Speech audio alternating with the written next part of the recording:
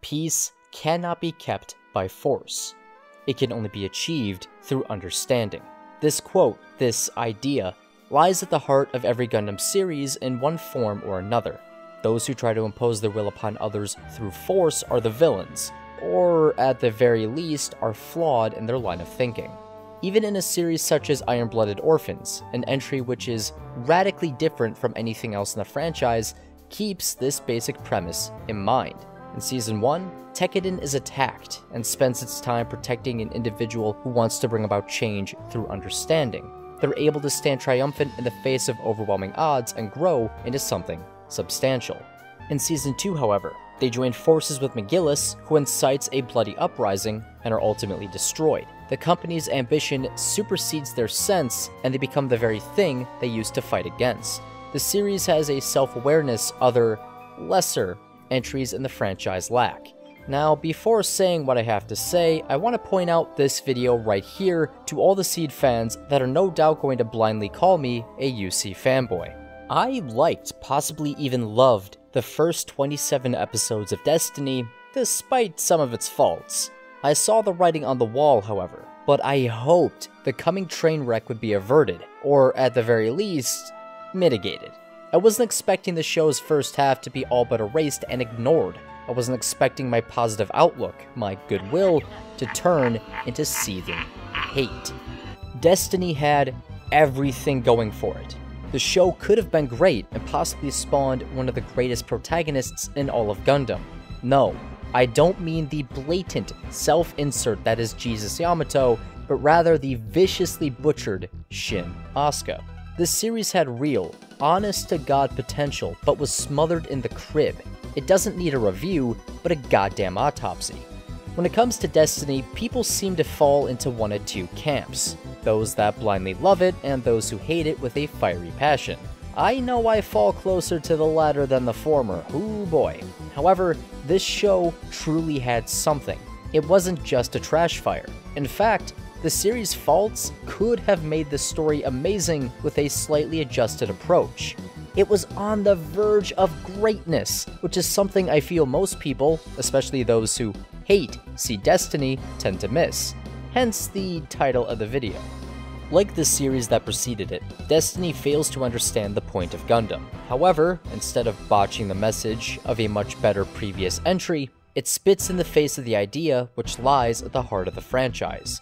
According to Destiny's logic, so long as you're quote-unquote good and righteous, your actions are correct even if they mirror or are exactly like the villains. So long as you're correct, you can impose your will upon others by force. There is a whole host of issues with Destiny, be it the pointless characters that do nothing, the constant reuse of footage, the abysmal pacing, so on and so forth. However, these all pale in comparison to how the series fundamentally misses Gundam's core idea, for it's the foundation that everything is built atop of.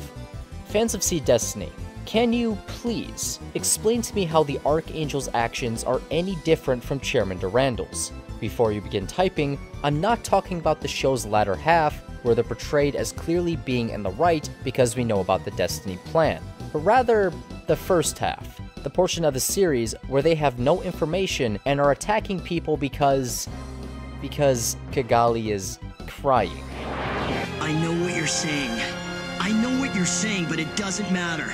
Because at this moment, Kigali is crying her heart out. And now, are you telling me that this battle, these terrible sacrifices, they can't be helped? That all of this is the fault of Orb and Kigali? Yes! Orb is in the situation it is in because Kira kidnapped Kigali, the only person who is pushing back against war.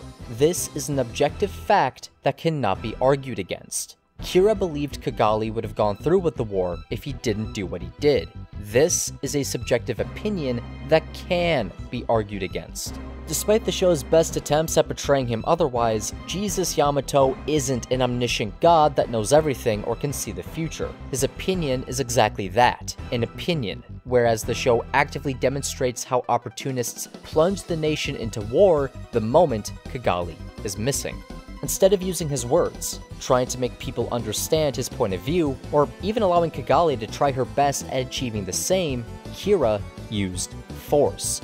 he imposed his will upon others without giving them a say as his first resort. Bearing that in mind, for some reason, Team Kira doesn't make a beeline to Orb in order to give Kigali a chance at pulling her nation out of the conflict. Instead, they keep showing up to battlefields where she has no real power and try to make people stop fighting by fighting them. Though they pay lip service to the idea of peaceful conversation, understanding, they put Kigali in the absolute worst position to achieve what she desires, instead of doing anything of worth. I'll admit, I've never liked Kigali, but at the very least, she tries to put her money where her big mouth is. It's a shame the brainworms aboard the Archangel made her stupid and ineffectual when she used to be a passionate firebrand. Seriously, so many issues could have been solved if they went to Orb from the start and tried to talk it out. In fact, the entire series would have probably avoided becoming a dumpster fire. Now back to Kira. As his little tirade indicates, the boy knows the Minerva is fighting for its life in a conflict Zaft actively tried to prevent, but doesn't care. Because the ship is fighting, opposing his own beliefs, they have to be stopped. His will needs to be imposed on them by force. Not once does Team Kira attempt to reach out to the Minerva, you know, the ship that fought tooth and nail to stop a horrific disaster, and explain the situation. Not once does Team Kira attempt to talk to the Minerva directly and get it to retreat, to reach an understanding that would benefit them both. Despite their sanctimonious talk, Team Kira never attempts a peaceful option with the Minerva, a ship they know is filled with good people, and instead assists in almost sinking it not once, but twice. If Team Kira actually lived up to its beliefs of pacifism, if they showed the crew of the Minerva that Kigali was with them, demonstrated her play with the Rouge wasn't a trick, things may have gone differently. However, once again, they didn't give understanding a chance. They eliminated that as an option and tried to impose their will by force as their first resort. I understand having reluctance around Zaft after what happened with Lacus's house, an event whose details are so mind-numbingly stupid, I'm going to just glance over it. Team Kira knows Athrun is aboard the Minerva. They know the captain is a good woman because they've interacted with her. Out of all the people to take a chance with, they are the absolute safest bet, yet the thought never crossed their minds. Though they pay lip service to the idea of being anti-war, their actions demonstrate them to be, as they are, raging hypocrites. At every opportunity during the first half of the show, Team Kira chooses to use force and never gives words, understanding, a chance. The absolute most egregious example of this being Shin's fight with Kira and Stella. Long story short, Shin came to care for Stella and wants to protect her. After circumstance separates the pair, they meet again on the battlefield. Piloting the Destroy Gundam, Stella lays waste to a city, prompting Team Kira to get involved. After a protracted fight, Shin learns that Stella is the pilot and attempts to talk her down. However, Kira interferes. Shin is able to shoo him away and tells him to piss off because the pilot is a victim. Kira, however, doesn't listen to this, and he flies closer, prompting Stella, who had stopped her assault while talking to Shin, to freak out and attack again. Once more, throughout the entire fight, Kira doesn't contact the Minerva or even try to talk to Shin and figure out what is going on. Then, when he's asked to stay back so that the pilot can be talked down, he ignores the request and inches closer, thus prompting a frantic Stella to attack, leading to her death. This arrogant twink, again, refuses to give words, understanding a chance, and resorts to using force. I get that Stella devastated a city, 3 apparently because Seed. However, you'd think that with his galaxy brain intellect, Jesus Yamato would have been able to pick up on the fact that something was wrong. The Destroy Gundam had stopped attacking after Shin engaged its pilot in conversation, after Shin told Kira to back off. Something was going right. You'd think he'd give the pair some space and hang around in case things got out of hand, instead of literally doing the opposite. In this instance, Kira went out of his way to use force when doing nothing, and allowing others to reach an understanding would have been simpler. Much like Durandal, Team Kira wants to bring about an end to war, and believes itself to be objectively correct. They refuse to reach out to those with differing opinions, give understanding a chance, and use force at every opportunity as their first resort. There's a level of hypocrisy in Team Kira's actions during the first half of the show, which is never called out, never paid any attention to. In fact, Durandal, the show's freaking villain, has more self-awareness than our supposed protagonists when he states, "Yes, I realize there's a certain bitter irony in saying we're fighting to bring about an end to war, but it can't be helped now, can it?"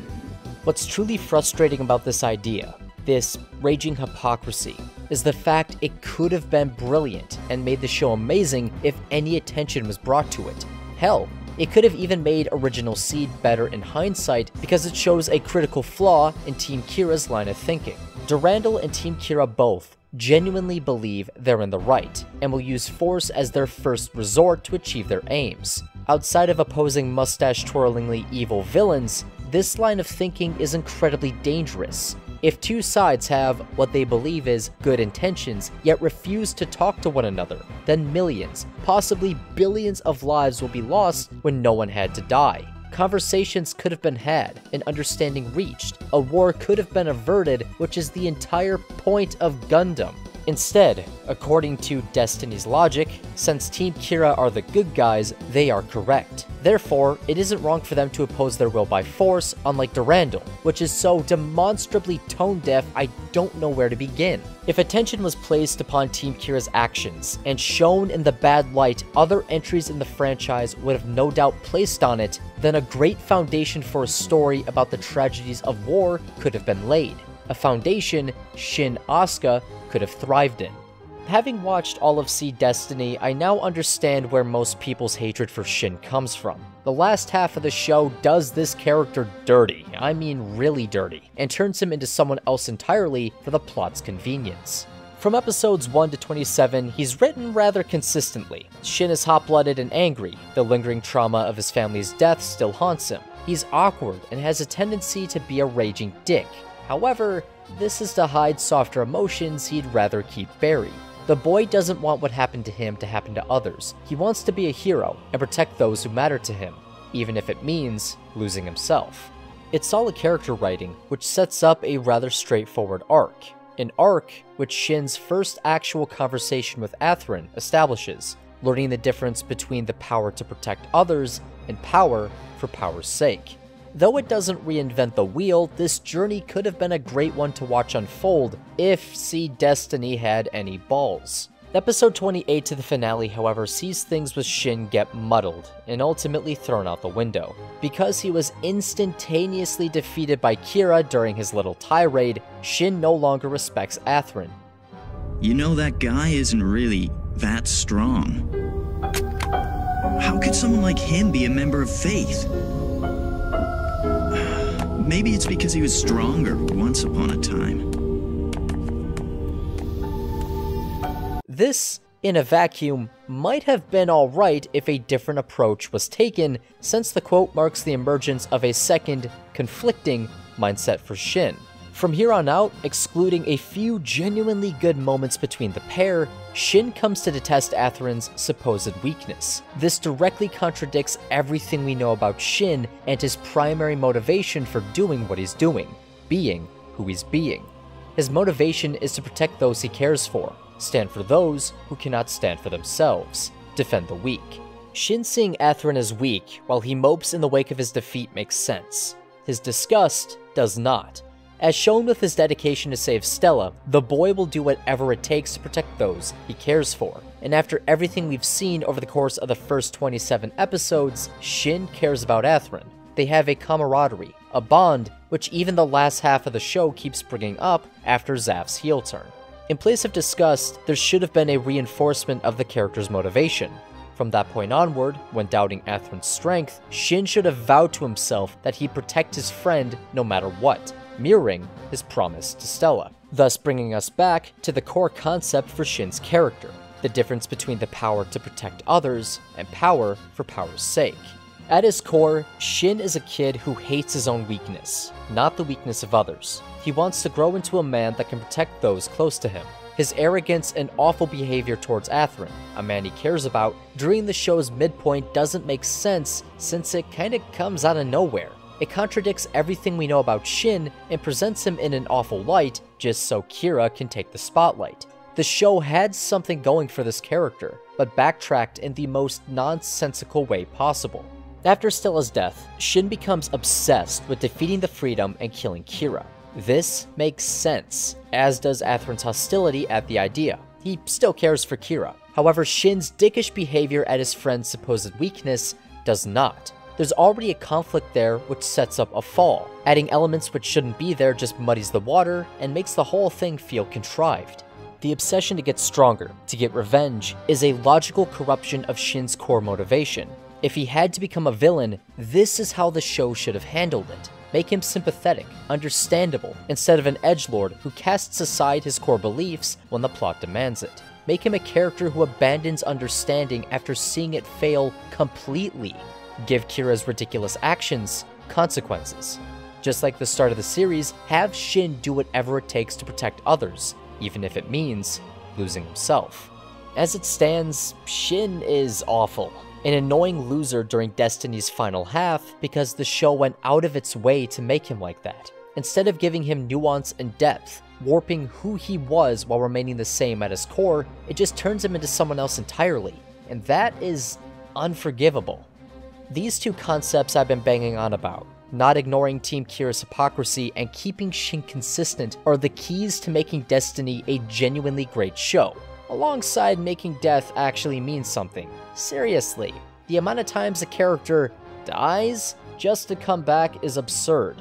In fact, let's address the absolute worst example of this, since it marks the point where the show could have been saved, but instead chose to become an awful dumpster fire. The duel between the Freedom and the Impulse. The real tragedy of this fight is the fact Kira survived, since it wiped away any, well, tragedy. Ignoring the logistics of surviving that explosion, because that's a barrel of stupid I don't want to crack open, if Kira had died, then the theme of freedom versus destiny, which appears at the tail end of the show, would have been present for far longer, and have actual bite to it. Let me explain. Shin wants to defeat the Freedom, kill Kira in order to avenge Stella's death. However, by, presumably, doing so, he instills the same feelings of anger, grief, and sorrow he felt after losing Stella and his family into Atherin. Through this act of revenge, Shin unintentionally hurts someone he was close to, and perpetuates the same self-destructive cycle of hate that keeps ruining his life. The same cycle of hate which brought about the current conflict. The idea of destiny is that it is preordained. It's a force a single individual cannot hope to overcome. Our choices have no meaning. The concept of free will doesn't truly exist. What is going to happen will come to pass, and there's nothing you can do about it. It is in this way the aforementioned cycle of hate is the same as destiny. Regardless of the decisions regular people make, there will always be those who cannot let go of past transgressions. Their souls are weighed down by gravity, so to speak, and they refuse to move forward. Eventually, their hatred festers, and they lash out with an act of vengeance. People are killed, and those who survive vow to take revenge, thus continuing the vicious cycle that brings war into being. In the face of such a force, how much influence does one individual truly have? If Destiny actually killed Kira off during the duel with Shin, this rather heavy concept would have taken center stage, and allowed the show to reach its true potential. Not only would Kira's death force Atherin and the crew of the Archangel to come to terms with feelings the coordinators who dropped the colony felt, but it would see Shin venture down an all too familiar path. By perpetuating the cycle of hate, of war, the boy was becoming the very thing he despised, and he didn't know it. There'd be conflict within and between the characters. Drama, which makes the situation a tragedy both parties could have worked to prevent, but failed to do so. It forces others to step up to the plate and set things right, learn from both their mistakes and the mistakes of others. It would call attention to Team Kira's blatant hypocrisy and challenge those still alive to do better. To break the cycle of hate, give the choices of regular people meaning, bring about a freedom humanity was on the verge of forgetting. But boo, I hear some of you say. If Kira is dead, who will be Destiny's hero? That, dear viewer, is a great question with a simple answer. Shin Asuka. Like I said earlier, this character could have been one of the greatest protagonists in Gundam, and I meant what I said. Now from here on out, I'm going to try and explain what exactly the untapped potential was with a large example, so please, bear with me. Killing Kira alone wouldn't have sent Shin down a better path. However, seeing the aftermath of his death, how it impacts Athrun, is a different story. Seeing the grief and sadness, the hatred Shin has become all too familiar with being directed at him from a man he calls a friend would no doubt be a bit of a shock. From Shin's point of view, he did nothing wrong. He avenged Stella's death, killed a killer, and yet in the process, hurt Athrun, an individual the boy cared for. Though it would be a small thing, a single action which is ultimately meaningless, it would lead to a developing doubt. Did Shin do the right thing? Like Destiny proper, Durandal would attempt to arrest Athrun, resulting in him fleeing with aid from Meirin, Luminaria's sister. However, Shin and the Destiny would give chase, resulting in a duel between friends neither party wants to have happen. Athrun would try to talk sense into Shin, and Shin into Athrun, but to no avail. They're both far too set in their own beliefs, neither able to see the other side of things. Unable and unwilling to back down, Shin actually kills Athrun and Meirin both. This action, unlike Kira, is what sets the boy down a better path. He realizes he just killed one of his friends and Luminaria's sister. His lingering doubts become something more profound. Seeing a woman he's fought beside countless times weeping, feeling what he felt with Stella's death, and knowing what he did to Athrun, Shin begins to wonder if he was in fact doing the right thing. Then at Orb, with the Archangel licking its wounds, the crew realizes the grievous mistake they made as Zaft begins its assault. Attention is placed on Team Kira's parallel with Durandal, resulting in those still alive vowing to do better. They promise to stand in the way of those who would impose their will by force. They promise to protect what matters. On the Minerva, Shin starts to have a similar clarity as those on the Archangel. After getting the command to attack Orb, the boy realizes that if he follows through with this order, he would very literally become the thing he hates. Instead of some edgy nonsense that is wildly out of character, Shin asks himself if the task before him is truly the right thing to do. He reflects on all the misery he's brought upon others, the people he's killed, and comes to a realization. By trying to impose his will upon others, Durandal isn't going to bring about an end to war, but instead breed hate and perpetuate its existence. The difference between power unto itself and that which is used to protect is that the latter is used only when understanding breaks down, when others are so caught up in their beliefs that they are unwilling or perhaps unable to talk. Making a decision, Shin abandons the destiny Durandal has in store for humanity, acts on impulse, and deserts the Minerva. He won't become the thing he hates. He will no longer use force as his first resort, and will get in the way of those that would. Abandoning the Destiny Gundam, Shin steals the impulse and decides to defend Orb. He vows to make things right, break the cycle which has taken far too many lives. Though he's only one man, he vows to do what he can, so that humanity's freedom can be restored. Have you caught on to something I'm doing yet? If not, you should realize pretty quickly. In the battle that follows, Shin and the Archangel bury the hatchet. They both realize the mistakes they've made and stand together against the forces of Zaft. Then with Rei in the Legend and Luminaria in the Destiny, Shin desperately tries to get the pair to see his side of things, to understand. Having lost her sister, Luminaria begins to waver. However, Rei remains persistent. Shin tries to find a way to defeat his friends without killing, causing his seed to activate. This time, however, instead of turning him into a blind berserker, it focuses the boy's senses. Shin's impulse to kill becomes an impulse to protect. It marks a change in the character, while giving the seed power-up a thematic reason to exist in the narrative, something that is wholly absent otherwise. But because he's just one man, Shin begins to lose as the impulse takes a profound beating. He isn't Kira. Like the audience, Shin is flawed and only can do so much. He can't do what he has to on his own. He can't defeat the grim destiny that awaits humanity by himself. But then, after risking everything to make his friends understand, Shin's gamble pays off as Luminaria decides to stand with him. She lets go of her hate, abandons the destiny which had consumed so many others, and becomes a relevant character for the first time as she fights with Shin against the forces of Zaft, despite the fact he killed her sister. Together, the pair force Rei to retreat and reach an apotheosis. By beating back those who would refuse to give peace, understanding a chance, Shin finally grows into the man Athrun believed he could be. He's no longer a kid who fights recklessly on impulse, but a hero that pursues justice. By letting go of her hatred, breaking free of the shackles of destiny, Luminaria finds a newfound clarity, a freedom she had almost lost. In the aftermath of the fight, Seed Destiny would enter a new stage, as the pair of unlikely heroes leave behind the tattered Gundams they've outgrown for a pair of machines that suit the two nicely. With Luminaria in the Strike Freedom and Shin in the Infinite Justice, the duo work hand in hand with individuals willing to stand with them to set things right, protect those who cannot protect themselves, defeat villains who would impose their will by force, break the cycle of hate, and put an end to the grim destiny that awaits mankind.